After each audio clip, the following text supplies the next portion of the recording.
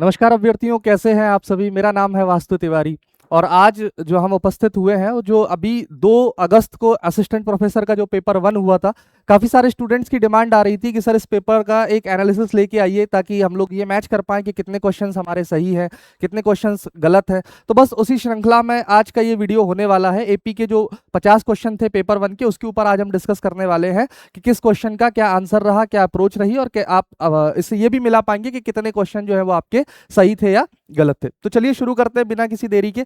जो पहला क्वेश्चन था, आप देख सकते हो, वर्ष 2011 की जनगणना के अनुसार मध्य प्रदेश के किस जिले में सर्वाधिक लिंगानुपात है। इसका आंसर है ए बालाघाट। बालाघाट में सबसे ज्यादा लिंगानुपात जो है, यदि हम देखें कि किस जिले में सबसे ज्यादा और किस जिले में सबसे कम लिंगानुपात है, तो इस श्रृंखला में बालाघाट सबसे ऊपर आता है। बालाघाट के बाद अलीराजपुर है और फिर उसके बाद में है मंडला। 1021, 1011 और 1008 ये तीनों का लिंगानुपात रहने वाला है। यदि हम बात करें मध्य प्रदेश के लिंगानुपात की कुल की, तो मध्य प्रदेश का टोटल लिंगानुपात 931 है पर 1000 पुरुष, मतलब 931 महिलाएं प्रति 1000 पुरुष पे। न्यूनतम लिंगानुपात की यदि हम बात करें तो इस श्रृंखला में जो बुंदेलखंड के जिले, मध्य प्रदेश का जो ऊपरी जो भाग है, वहां पे भिंड, मुरैना तथा ग्वालियर में आप देखोगे 837, 840 और 864 ये लिंगानुपात रहता है। तो आप लोग अपना आंसर मैच कर सकते हो। मुझे नहीं लगता कि ये क्वेश्चन जो है वो किसी ने भी गलत किया होगा। आगे बढ़ते हैं। अगला क्वेश्चन है, भारतीय मानक समय रेखा 82.30 डिग्री पूर्वी देशांतर मध्य प्रदेश के किस जिले से गुजरती है। ये मध्य प्रदेश के एकमात्र सिंगरौली जिले से गुजरती है। इसका सही उत्तर है सिंगरौली। यदि हम देखें तो टोटल इंडिया के ये 5 राज्यों से होकर गुजरती है, यूपी, मध्य प्रदेश, छत्तीसगढ़, ओडिशा तथा आंध्र प्रदेश। ठीक है, मध्य प्रदेश का सिंगरौली मध्य प्रदेश का सबसे पूर्वी जिला है। सबसे उत्तरी जिले की हम बात करें तो वो रहता है मुरैना, दक्षिणी जिला है बुरहानपुर तथा सबसे पश्चिमी जिला है अलीराजपुर। चलिए आगे बढ़ते हैं। मध्य प्रदेश में ग्राम पंचायत समितियों पर विचार कीजिए। अगला क्वेश्चन है, नियोजन एवं विकास समिति, वित्तीय समिति, प्रशासनिक समिति, निर्माण कार्य समिति, उपरोक्त में से कौन से ग्राम पंचायत समिति नहीं है। तो यदि आपको पता होगा कि टोटल ग्राम पंचायत जो अधिनियम जो आया था उसके सेक्शन के अकॉर्डिंग लगभग 5 कुल समितियां हैं मध्य प्रदेश की ग्राम पंचायत के पास में, जिसमें वित्तीय समिति नहीं आती है। कौन कौन सी समिति आती है उसकी हम बात करें तो नियोजन एवं विकास समिति आती है, प्रशासनिक समिति आती है, निर्माण कार्य समिति आती है। इसके अलावा एक कृषि समिति, पशुपालन और शिक्षा स्वास्थ्य वाला समिति जो है वो इसमें आता है। यदि आप देखोगे ये प्रावधान मध्य प्रदेश पंचायत राज एवं ग्राम स्वराज अधिनियम 1993 के अध्याय 6 पर आधारित है। धारा कौन सी है, धारा 46 है।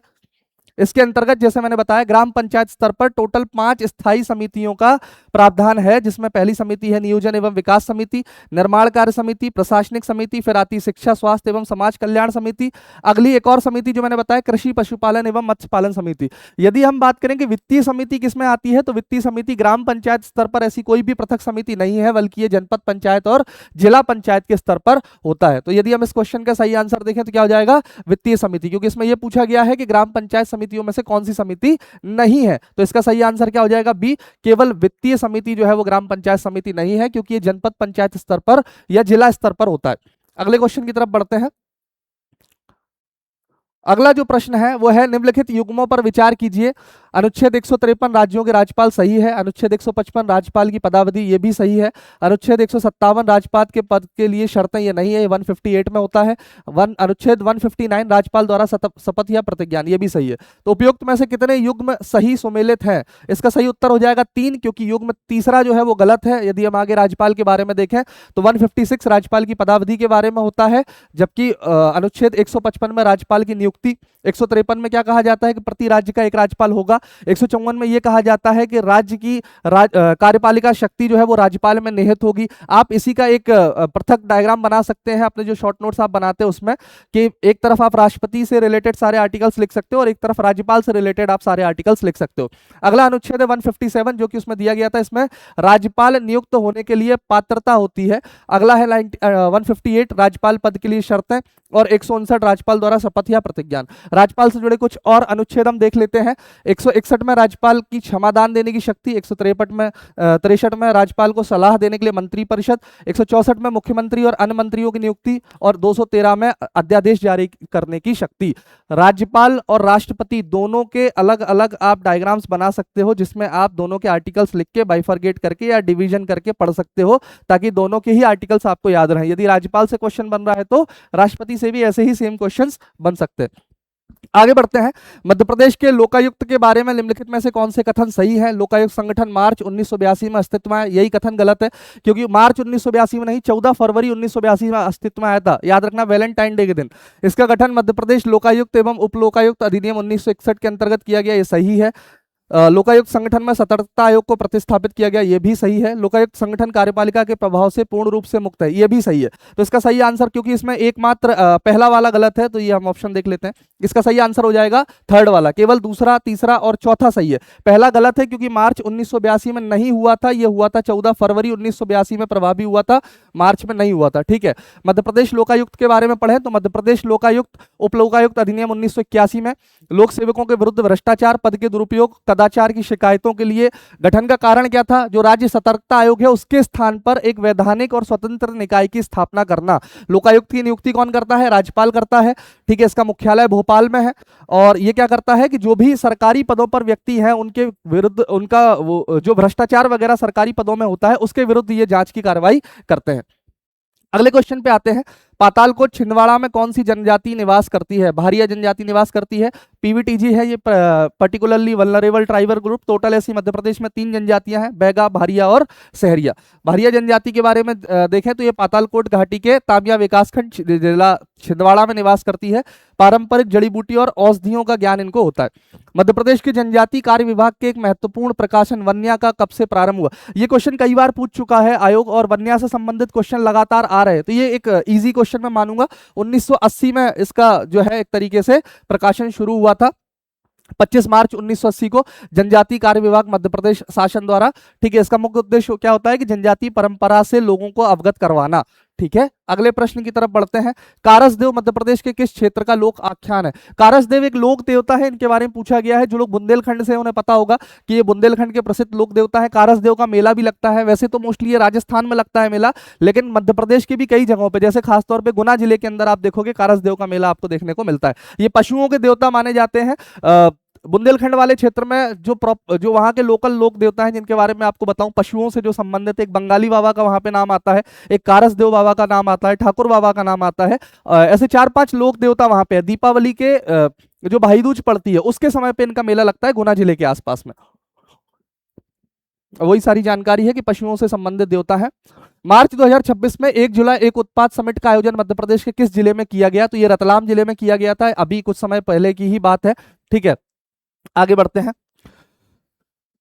अगला प्रश्न है, निम्नलिखित में से कौन सा ऐतिहासिक एवं लेन देन संबंधी दोनों प्रकार के डेटा को संग्रहित करता है? डेटा वेयरहाउस, ये मेरा सब्जेक्ट नहीं है तो इसमें डिटेल में मैं एक्सप्लेन नहीं कर पाऊंगा, बट हाँ, क्योंकि इसका अपन आंसर सारे देख रहे हैं कि कौन सा क्या सही आंसर है, तो इसका सही उत्तर है डेटा वेयरहाउस। अगर आपको इसके बारे में डिटेल में जानना है तो यहाँ पढ़ के मैं बता सकता हूँ कि पुराने ऐतिहासिक और नए लेन देन संबंधी डेटा को एक स्थान से एक बड़े स्थान पर जोड़कर रखता है। डेटाबेस क्या होता है? जो केवल वर्तमान और दैनिक लेन देन का जो डेटा है उसको संग्रहित कर रखता है।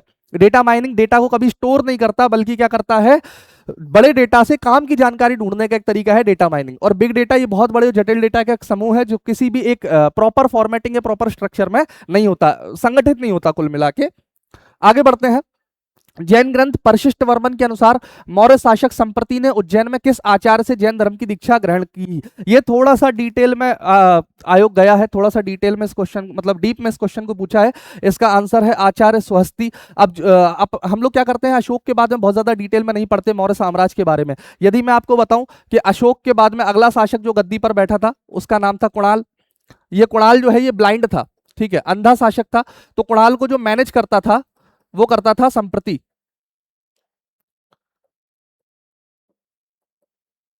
कुणाल को मैनेज करने का काम संप्रति करता था, क्योंकि कुणाल अंधा था, वो देख नहीं सकता था, तो मैनेजमेंट कौन देखता था? संप्रति देखता था।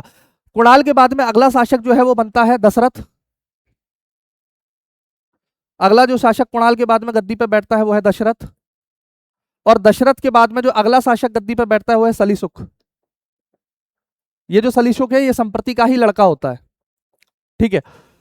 तो ये इस संप्रति की हम बात कर रहे हैं। ये पूछा गया है कि मौर्य शासक संप्रति ने, अब शासक इसलिए लिखा है क्योंकि भले ही गद्दी पर कुणाल बैठा था लेकिन मैनेज पूरा संप्रति ही करता था, इसलिए उसको शासक लिखा हुआ है कि संप्रति ने उज्जैन में किस आचार्य से जैन धर्म की दीक्षा ग्रहण की थी? तो ये आचार्य स्वहस्ती से इन्होंने जैन धर्म की दीक्षा ग्रहण की थी। इसी कारण आप देखते हो कि कुणाल के बाद में डायरेक्ट रूलर दशरथ बनता है, ना कि संप्रति, क्योंकि संप्रति जैन धर्म की शिक्षा दीक्षा लेके अलग हो गए थे। जैन ग्रंथ परशिष्टि पर्व हेमचंद्र ने लिखी हुई है, ठीक है।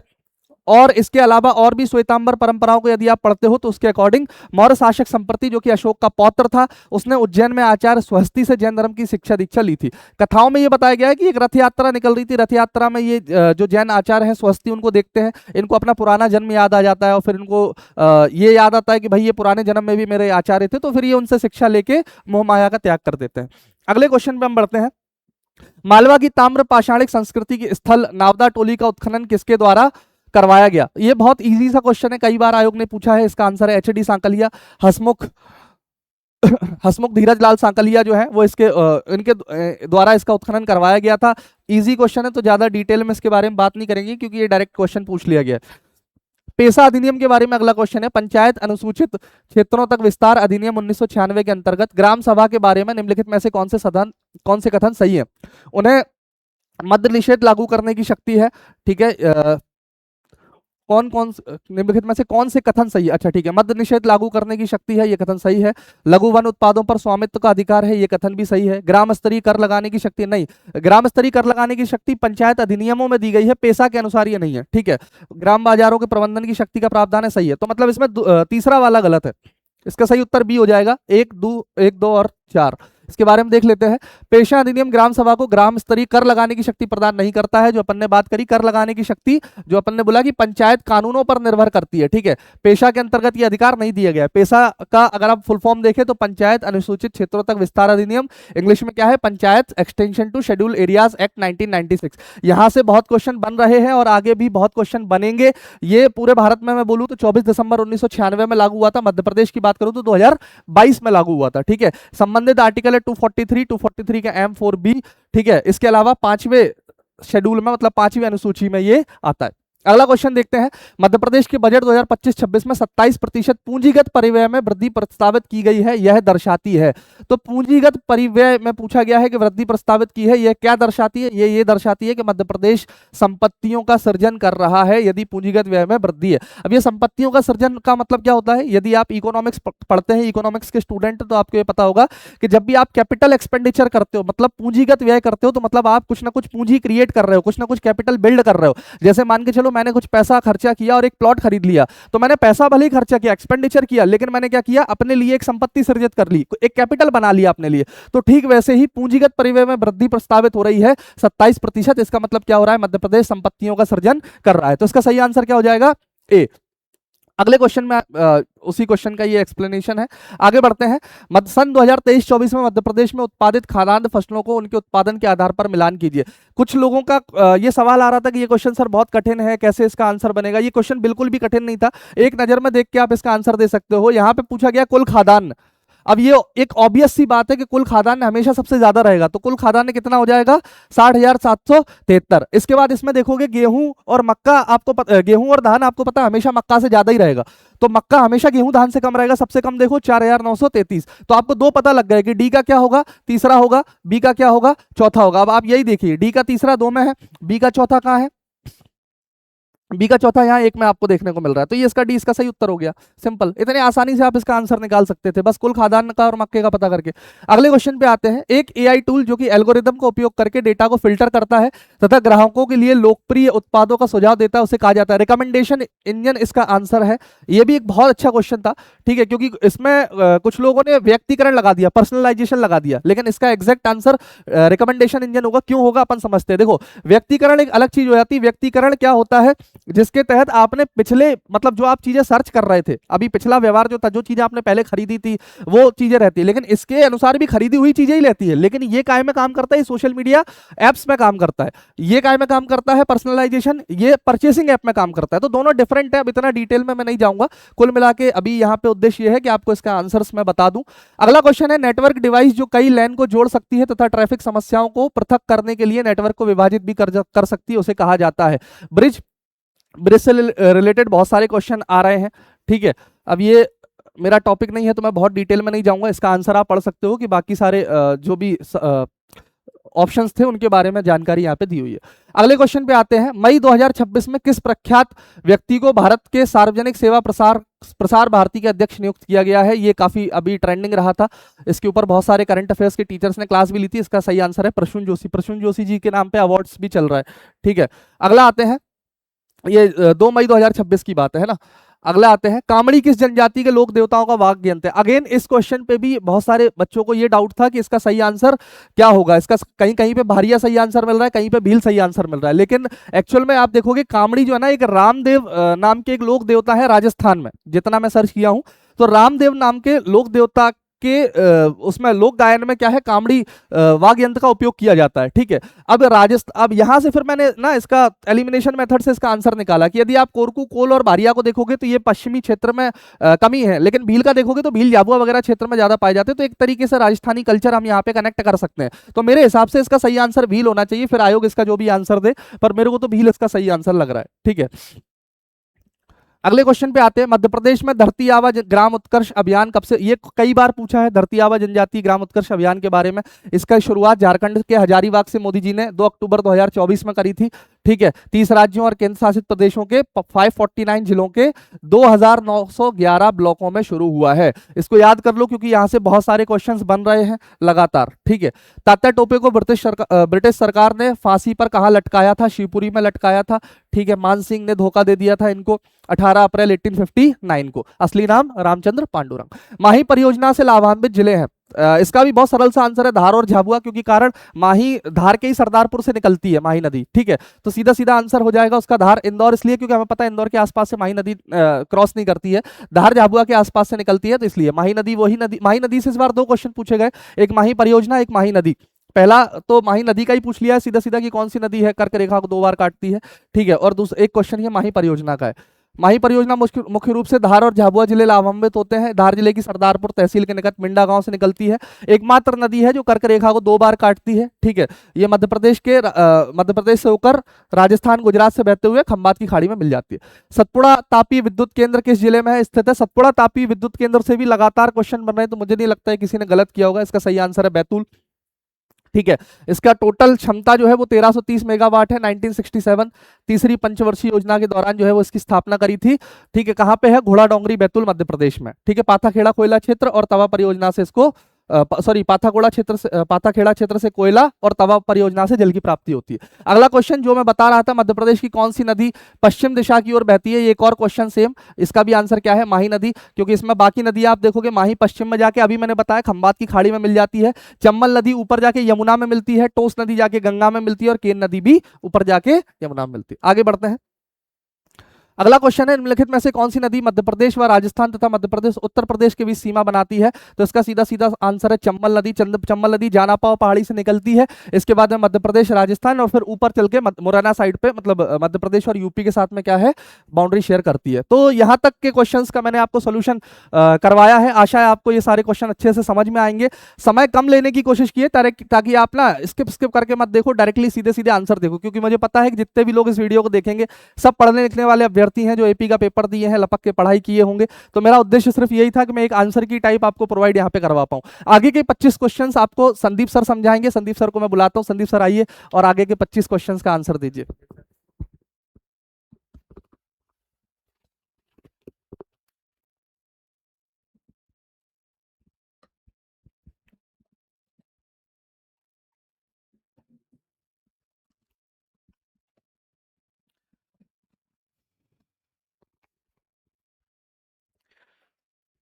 तो दोस्तों जहां तक अभी वास्तु सर ने कंप्लीट किया, उन्होंने 25 नंबर क्वेश्चन तक बता दिया। उसके बाद मैं इस डिस्कशन को आगे लेकर जाऊंगा। इसमें हम ये भी देखने की कोशिश करेंगे, हमारी जो कोशिश थी कि क्वेश्चन हम मेन आंसर तो देखने के साथ साथ अगर उसके सराउंडिंग कुछ इंपॉर्टेंट फैक्ट्स है तो वो भी हम लोग साथ ही साथ देखते जाए। तो जैसे पहला क्वेश्चन है हिस्ट्री से, क्या है, गोंड नरेश संग्राम साहब से क्वेश्चन पूछा था कि इन्होंने किस ग्रंथ की रचना की। तो ये आपने सबने पढ़ के रखा होगा, रसरत्न माला। लेकिन साथ ही साथ हमें यह भी इंपॉर्टेंट देख लेना चाहिए, इनके जो अगले विकल्प दिए गए थे उसमें हृदय कौतूहल दिया गया था, राजा हृदय के जिसने रचना की थी इसकी दुर्गावती का भट्टाचार्य ने किया था, पद्मनाथ भट्टाचार्य ने, फिर सिद्धांत सुधा, ये कमलाकर भट्ट ने इसकी रचना की थी। ये तीनों ही रचनाएं बहुत महत्वपूर्ण है। उसके साथ साथ अगर आप और कुछ देखना चाहें तो ना संग्राम साह को भी आप देख ही लेंगे। इनके बारे में हम क्या क्या जानते हैं कि भाई 1510 से 1545 तक शासन किया। फिर इनके बारे में और क्या जानते हैं, इनका मूल नाम क्या था, अमरदास था। क्या संग्राम साह की उपाधि इनको किसने दी, तो गुजरात के शासक निधि कब दी? जब रायसेन इन्होंने जीता। तो इस टाइप से हम सराउंडिंग के फैक्ट्स भी देखते जाएं, क्योंकि सिर्फ पेपर देखने से हमें मॉडल आंसर तो पता चल जाएगा, लेकिन साथ ही साथ सराउंडिंग अगर अगला आगे जो प्रिपरेशन करना है उनके लिए भी हमें आंसर्स पता होने चाहिए, कि अगर सराउंडिंग से क्वेश्चन पूछे तो वो भी हमें पता हो संग्राम शाह की। फिर आप रचना भी पूछ वो भी पढ़ लेंगे कि उन्होंने क्या बनवाया था, जैसे जबलपुर का उन्होंने बाजना मठ बनवाया, संग्राम सागर बनवाया, चौरागढ़ का किला बनवाया, ये सारी चीजें, ये फैक्ट्स भी आप देखते चलेंगे साथ ही साथ।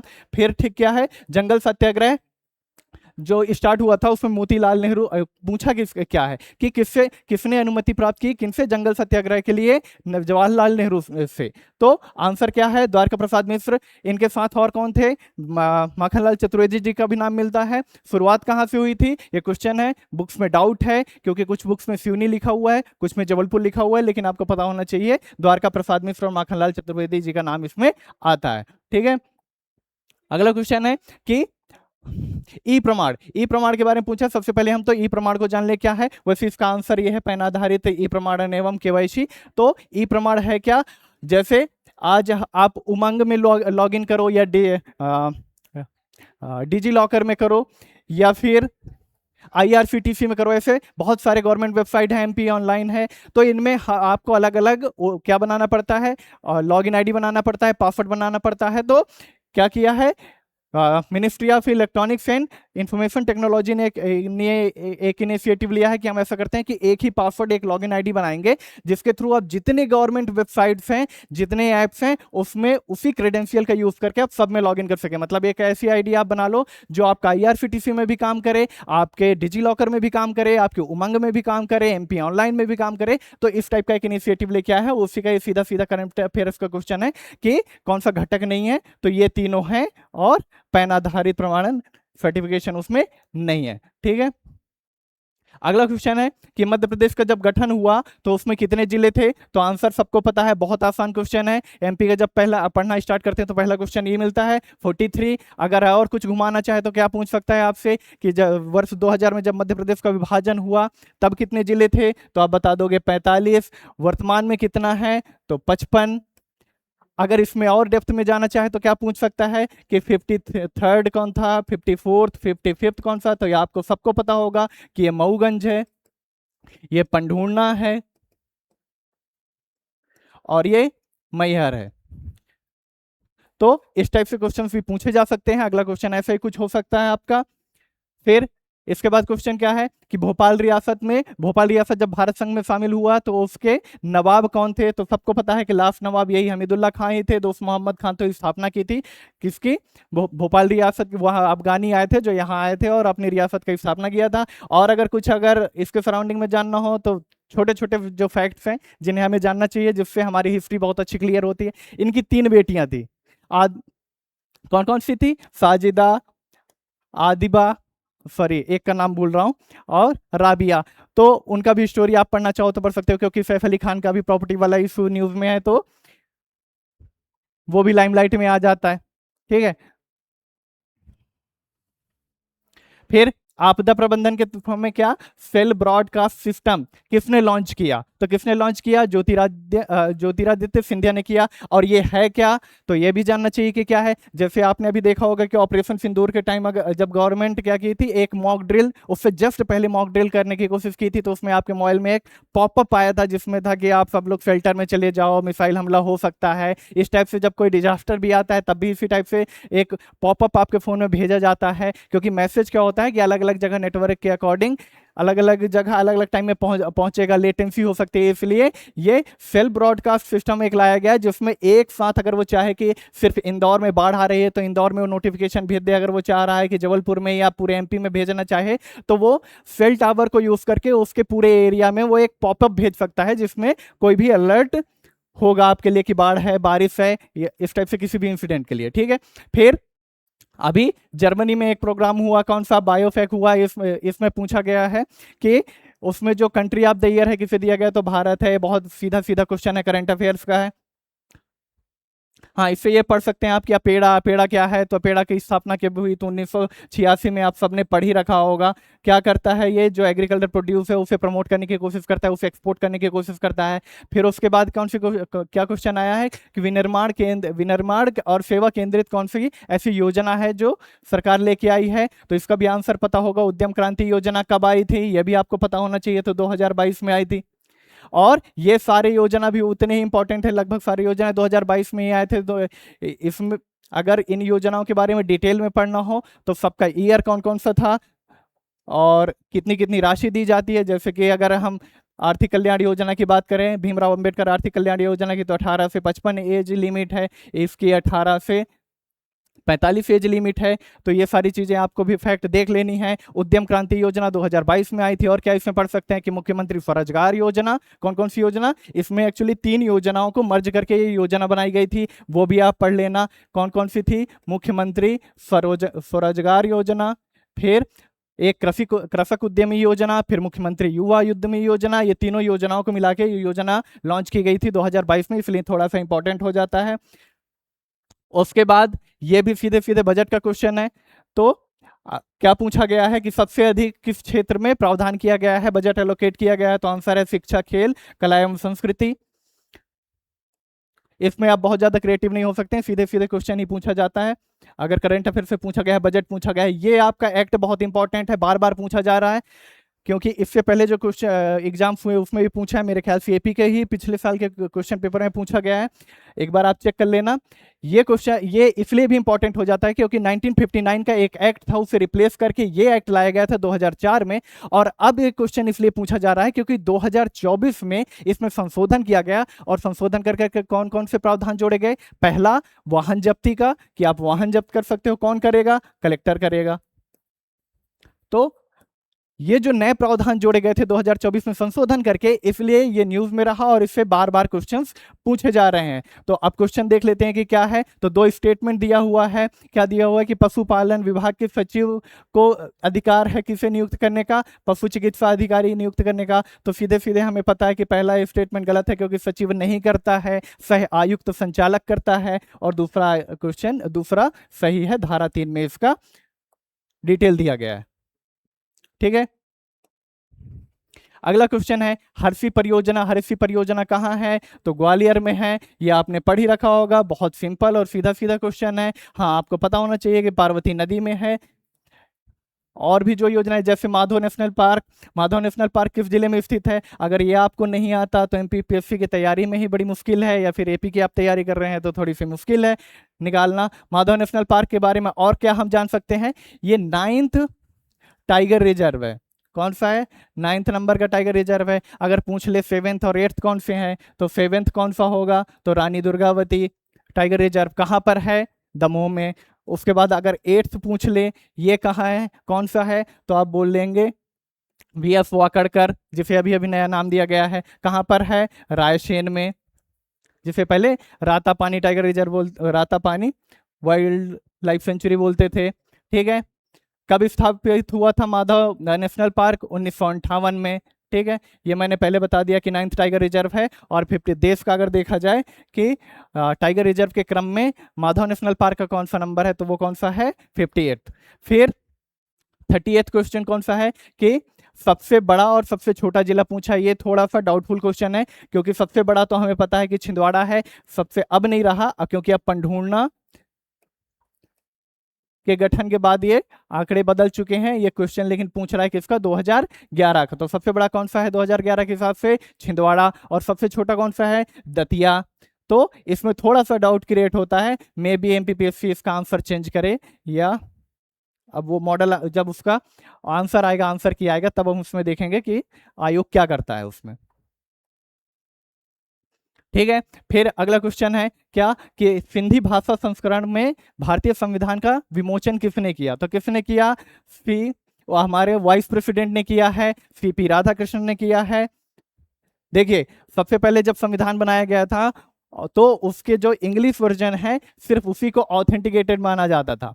फिर अगर और कुछ एडिशनल फैक्ट जानना हो तो 58th कॉन्स्टिट्यूशनल अमेंडमेंट आया था। कौन सा? 58th कॉन्स्टिट्यूशनल अमेंडमेंट कब? 1987 में। ये वो एक्ट था जिसके तहत किया गया था हिंदी संस्करण को भी उतनी ही मान्यता दी गई थी जितना इंग्लिश संस्करण को मिलता है, और उसी क्रम में अब सिंधी भाषा को भी जोड़ा गया है। ठीक है, हिंदी मतलब हम बात करते हैं कि देवनागरी लिपि में। ठीक है, तो हिंदी संस्करण में कब? 58th constitutional amendment 1987।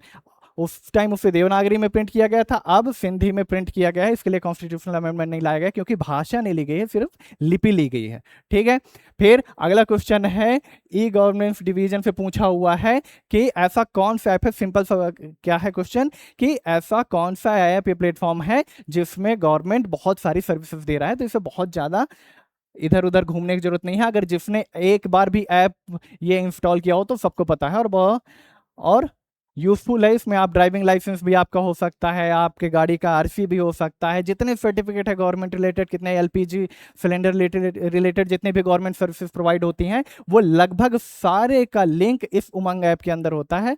तो ये तो आपको पता ही होगा, डिजी लॉकर तो आपने यूज़ किया ही होगा। इसमें अगर आप अभी अभी कॉलेज पास आउट हुए होंगे तो आपके सर्टिफिकेट्स भी इसी में आ रहे होंगे। उसी प्रकार क्या है, और क्या ऑप्शन दिया है, माई स्कीम। माई स्कीम एक प्लेटफॉर्म है, पोर्टल है, जिसमें गवर्नमेंट क्या करती है, अपने जितने गवर्नमेंट स्कीम्स चला रही है उसके डिटेल को इसमें डालती है। ठीक है, फिर ओपन फोर्ज क्या है, ओपन फोर्ज एक एक्चुअली गवर्नमेंट इस टाइप से एक प्लेटफॉर्म लेके आई कि क्यों ना हम ऐसा करें कि जो प्राइवेट प्लेयर्स हैं जैसे गूगल है, फेसबुक है, इनके जो सॉफ्टवेयर डेवलपर्स हैं और गवर्नमेंट सॉफ्टवेयर डेवलपर्स हैं, गवर्नमेंट्स के सॉफ्टवेयर बहुत सारे बने रहते हैं जो अबंडेंट पड़े रहते हैं जिनका यूज़ नहीं होता है, और जबकि जो प्राइवेट प्लेयर हैं जो ओपन सोर्स सॉफ्टवेयर है जैसे कि एंड्रॉयड है, गूगल है, ठीक है, इन दोनों को ऐसा करो आप यूज़ कर सकते हो और एक नया प्लेटफॉर्म बना सकते हो। गवर्नमेंट आपको उसके लिए फंडिंग करती है। तो इस टाइप से स्कीम लाएगी कि गवर्नमेंट के जो ऐप्स हैं और प्राइवेट एक्सपर्टीज़ हैं उन दोनों को यूज़ किया जाए, गवर्नमेंट के जो सॉफ्टवेयर हैं उन्हें ओपन सोर्स प्रोवाइड किया जाए जो सेंसिटिव नहीं है उन्हें, और आप इसमें प्राइवेट और गवर्नमेंट के कोलैबोरेशन से कुछ नए प्लेटफॉर्म्स बनाए जा सके, स्टार्टअप टाइप से कुछ प्रोग्राम है। ठीक है, फिर अगला क्वेश्चन है कि जो जिन्नाथ है खजुराहो का, उसे किसने बनवाया, तो सबको पता होगा धंगदेव। इसके बारे में और अगर डिटेल जानना है तो क्या है, अगर देखिए जैसे इस टाइप से जब क्वेश्चन आए तो जब आप पढ़ रहे हो तो आपको अदर ऑप्शंस भी पता होने चाहिए। हो सकता है अगले क्वेश्चन में इस टाइप से क्वेश्चन पूछ ले, ठीक है, अगले पेपर में। तो यशोधर्मन तो चतुर्भुज मंदिर सबको पता है। ये भी पता होगा कि लक्ष्मण मंदिर का इन्होंने नींव तो रखा था लेकिन बनवा नहीं पाए थे। ठीक है, उसे पूरा किसने करवाया था लक्ष्मण मंदिर को, धंगदेव ने करवाया था। विद्याधर का आपको पता ही होगा कि इन्होंने क्या करवाया था, कौन सा मंदिर, हाँ, कंदरिया महादेव मंदिर, जो सबसे बड़ा मंदिर, सबसे फेमस मंदिर है, 31 मीटर का ऊंचाई है। तो वो, उसके बाद अगर गंडदेव का देखना है तो इन्होंने कौन सा, चित्रगुप्त मंदिर बनवाया था, जगदम्बा मंदिर बनवाया था। जगदम्बा मंदिर से इस बार क्वेश्चन भी पूछा था और थोड़ा ज़्यादा डीप में चला गया था एमपीपीएससी इस बार, कि उसके जगती वगैरह का डिटेल पूछ लिया था, लेकिन हमें उस परस्पेक्टिव से भी एमपीपीएससी के लिए पढ़ने के लिए जरूरत है, एपी में उतने डिटेल में जाने की जरूरत नहीं है। ठीक है, तो धंगदेव ने बनवाया था। पार्श्वनाथ मंदिर पूर्वी समूह में है, ये भी आपको पता होगा कि खजुराहो के जो टेम्पल हैं वो 3 समूह में डिवाइडेड है। ठीक है, एक उत्तरी समूह, एक पश्चिमी समूह और पूर्वी समूह। उसमें आप मंदिर देख लेना कि कौन से समूह में कौन सा है। जितने जैन मंदिर हैं लगभग वो पूर्वी समूह में। ठीक है, फिर अगला क्वेश्चन क्या है कि 1857 में जब क्रांति हुई, कहाँ हुई, जबलपुर में, जहाँ शंकर शाह रघुनाथ शाह को शहीद हुए थे, उन्हें तोप से उड़ा दिया गया था। तो वहां पर कमिश्नर कौन थे, तो एस्किन थे। ठीक है, अगर आप जब भी जबलपुर रेलवे स्टेशन जाएंगे, निकलते ही प्लेटफॉर्म नंबर 6 के बाहर निकलेंगे, लेफ्ट साइड आप दोनों की मूर्ति मिल जाएगी। तो इस टाइप से कहीं जब आप जाएं तो आप उस जियोग्राफी से उसकी हिस्ट्री भी निकालने की कोशिश करें, ये आपके लिए हेल्पफुल होता है। ठीक है, फिर दलन शाह पूछा। एक्चुअली ये डेलन शाह या दिल्लन शाह अलग नाम मिलता है, ये डेलन शाह भी कुछ बुक्स में लिखा हुआ है, तो दलन शाह से आपको कंफ्यूज नहीं होना है। क्या पूछा है कि किस जनजाति से संबंधित है और किससे रिलेटेड है। ये सागर में इन्हें फांसी दी गई थी 1942 की, 1842 अगर आपने पढ़ा होगा तो 1842 में जो 1857 से पहले 1847 में जो एक मूवमेंट हुआ था, वो विद्रोह हुआ था जिसमें दिल्लन शाह ने क्या किया था, नेतृत्व किया था। इनके साथ अगर और भी नाम आते हैं जैसे मधुकर शाह, ठीक है, हीरापुर से हृदय शाह, फिर कुंवर सिंह, तो इन सब का नाम पढ़ लेना है, जगह पढ़ लेना है कि कहाँ से क्या हुआ था। कुंवर सिंह को सीहोर में वो शहीद हुए थे। ठीक है, हीरा शाह, हृदय शाह जो है हीरापुर से थे, नरवर से थे। इन सबके जितने इंपॉर्टेंट लीडर्स हैं जो 1842 में 1857 में जिन्होंने मूवमेंट में क्या किया था, विद्रोह में, रिवॉल्ट में पार्टिसिपेट किया था, उन्होंने क्या किया था, कहाँ पर कौन सा मेजर इंसिडेंट है, कहाँ से रिलेटेड है, वो तो आपको पढ़ना ही पड़ेगा। फिर अगला क्वेश्चन क्या 44 में पूछा, बहुत ही आसान क्वेश्चन है कि मध्य प्रदेश से गुजरने वाली कितने नेशनल हाईवेज हैं। तो देखिए, जो अगर आपने पुराने बुक्स पढ़े होंगे तो पुराने बुक्स में 44 लिखा हुआ है, लेकिन लेटेस्ट जो है वो क्या है आंसर 46। ठीक है, तो 46 नेशनल हाईवेज हैं। अगर इसमें और कुछ डिटेल में देखना हो तो क्या देख सकते हैं कि सबसे बड़ा नेशनल हाईवे कौन है। हाँ, तो इससे ये भी कनेक्ट कर सकते हैं, NH46 ही क्या है, इंडिया का नहीं, MP का लॉन्गेस्ट हाईवे है, नेशनल हाईवे है। भारत का सबसे बड़ा कौन सा है, NH44 है। MP का सबसे छोटा कौन सा है, 135 BB है। कहाँ से निकलता है, तो शायद वो रीवा के डभौरा से UP को कनेक्ट करता है। ठीक है, तो इस टाइप से आप थोड़े कनेक्टिंग फैक्ट्स भी देखते जाएं। NH46 कहाँ से कहाँ तक जाती है, तो ग्वालियर से निकलती है और बैतूल तक उसे MP को पूरा क्रॉस करती है। ठीक है, तो NH46 भी देख लेंगे, 46 नेशनल हाईवेज है जो MP से गुजरते हैं, ये भी आपको पता होना चाहिए। फिर नर्मदा भ्रंश घाटी के निर्माण किस काल में भ्रंशन से हुआ, तो ये भी आपने पढ़ ही रखा होगा। क्रिटेशियन से क्या हुआ था कि जो आज का पेनिनसुलर इंडिया है, ये जब क्या हो रहा था, नीचे से शिफ्ट हो रहा था, कहाँ से, जो आज इंडियन ओशन है वहाँ से शिफ्ट होते होते ऊपर, जब क्रिटेशियस पीरियड में ऊपर आ रहा था। तो आपको ये सारे थोड़े थोड़े इनके बारे में पता होना चाहिए कि कार्बोनिफेरस में क्या हुआ कि सारे पेड़ और ये सारी चीज़ें जो वेजिटेशन थे वो सारे दब गए, उससे पेट्रोल बना, कार्बन बना, वो आपको पता होना चाहिए। ये क्रिटेशियस एरिया में क्या हुआ कि यहाँ पर जो प्लेट्स थे, प्लेट टेक्टोनिक थ्योरी आपने पढ़ा होगा कि प्लेट्स थे, उनके बीच क्या हुआ, दोनों दरार बना, इनके दोनों फैले तो उसके बीच में एक गैप बना। एक साइड आपने देखा होगा कि कौन सा है, सतपुड़ा है नॉर्थ में, साउथ में कौन सा, विंध्यन माउंटेन है, बीच में नर्मदा रिवर फ्लो होती है। ठीक है, तो वही पूछना चाहता है कि ये जो रिफ्ट वैली क्रिएट हुआ वो किस एरा में हुआ, तो क्रिटेशियस एरा में। ठीक है, फिर अगला क्वेश्चन है कि कांवर जनजाति किस जिले में पाई जाती है, तो कांवर जनजाति जो मुख्यतः है वो छत्तीसगढ़ की जनजाति है। तो जाहिर सी बात है, इस टाइप से जब आप क्वेश्चन पूछा तो आप सीधे उस एरिया से रिलेटेड ऑप्शन डाल सकते हैं। छत्तीसगढ़ से कौन सा जुड़ा हुआ है, शेड्यूल। ठीक है, और बाकी तो वैसे भी जितने ऑप्शंस हैं वो एक नॉर्थ का दिया हुआ है, एक वेस्ट का दिया हुआ है, एक ईस्ट का दिया हुआ है, ये भी नॉर्थ का ही बोल सकते हैं। तो बहुत आपका आसान कर दिया था उसने क्वेश्चन जिला पूछ के। ठीक है, और कहाँ कहाँ पाया जाता है, तो अनूपपुर, उमरिया, सीधी, ये भी पता ही होगा। कौरव और कांवर जनजाति, कौरव से खुद को जोड़ के देखते हैं कि उन्हीं का ओरिजिन है, इस टाइप से क्वेश्चन बना सकते हैं। ये देखिए सेम क्वेश्चन जो वहाँ पूछा था स्कीम पे, टांटिया मामा आर्थिक कल्याण योजना, फिर बिरसा मुंडा योजना, फिर अंबेडकर कल्याण योजना, अंबेडकर स्वरोजगार नहीं, सॉरी, आर्थिक कल्याण योजना, ये जितनी योजना है लगभग जो सारे 2020, 2022 और 2023 में आई हैं, सारे स्कीम्स आपको पढ़ के रखने हैं। संत रविदास योजना, स्वरोजगार योजना, टांटिया मामा आर्थिक कल्याण योजना, ये योजनाएं वो है जो बार बार पूछे जा रहे हैं। और सिर्फ इतना ही नहीं पढ़ना है, इनके साथ और क्या पढ़ लेना, इनका एज लिमिट भी पढ़ लेना। ठीक है, उसके बाद क्या पढ़ लेना कि कितनी की फंडिंग दी जाती है, कि जो आप अगर मैन्युफैक्चरिंग इंडस्ट्री स्टेब्लिश करते हैं तो 50 लाख तक का, सर्विस सेक्टर स्टेब्लिश करते हैं तो 25 लाख तक का। इस टाइप से हर योजना के अलग अलग क्राइटेरिया है। जैसे इस योजना में क्राइटेरिया क्या है, 10,000 से 1 लाख तक का। तो वो क्राइटेरियाज भी आपको देखते जाना है, जिससे अगली बार अगर घुमा के क्वेश्चन पूछना चाहे तो आपको पता हो। फिर से एक क्वेश्चन आ गया किसी से, उसी शंकर शाह और कुंवर रघुनाथ शाह से। ठीक है, 1857 की क्रांति को इसने फोकस करके रखा है। 1857 से अभी तक ये 2 क्वेश्चन पूछ चुका है और योजनाओं से 2 क्वेश्चन पूछ चुका है। ठीक है, तो इसका आंसर क्या है, जबलपुर। इन्हें तोप से उड़ा दिया गया था और कमिश्नर का नाम पूछा था, ये भी हमने देख ही लिया है इससे पहले। ठीक है, जनजातीय गौरव दिवस मनाया जाता है जिस दिन ये शहीद हुए थे, 15 नवंबर 2024 को। ठीक है, उसके बाद छाहुर किस क्षेत्र में पारंपरिक लोक नाट्य है, तो दिवाली में मनाया जाता है, आपने ये पढ़ के ही रखा होगा। ठीक है, कहाँ मनाया जाता है, बघेलखंड में मनाया जाता है। कौन सी जनजाति मनाती है, तो अहीर जनजाति या कृषक समुदाय जो है वो इसे सेलिब्रेट करती है। ठीक है, एग्रीकल्चरल फेस्टिवल है। फिर अगर सुराती पूछा है 50वें नंबर क्वेश्चन में कि कहाँ पर मनाया जाता है, तो ये भी आपने पढ़ के ही रखा होगा। बुंदेलखंड में क्या है, पेंटिंग है, दीवार में बनाई जाती है, चूने का प्रयोग किया जाता है। ठीक है। कैसे? ये नेचुरल पेंट्स का यूज करके दिवाली के टाइम पे दीवार पे बनाया जाता है उस फेस्टिवल को सेलिब्रेट करने के लिए, किसे? दिवाली के लिए क्या प्रयोग किया जाता है? अगर स्टेटमेंट बेस्ड कभी कभी क्वेश्चन पूछ लेता है तो आपको पता होना चाहिए उस पेंट के बारे में डिटेल में, क्या कि दीवार में बनाई गई ज्यामितीय रेखाओं का प्रयोग किया गया, प्राकृतिक रंगों का प्रयोग किया, जालीनुमा संरचना होता है। तो इन सारे आपको पर्सपेक्टिव आपको पता होना चाहिए। जब भी आप कोई भी क्वेश्चन पेपर सॉल्व करें तो उसका सिर्फ मॉडल आंसर ना देखें, सिर्फ आंसर की ना देखें, उसके सराउंडिंग के फैक्ट्स भी देखते जाएं, क्योंकि सराउंडिंग के फैक्ट से ही अदर क्वेश्चंस बनते हैं।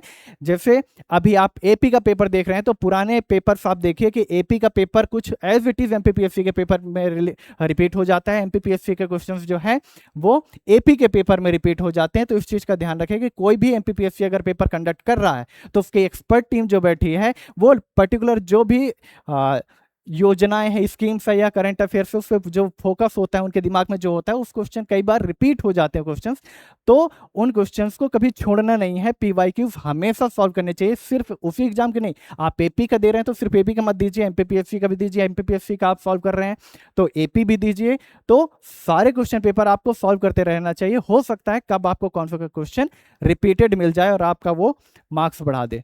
ठीक है, थैंक यू।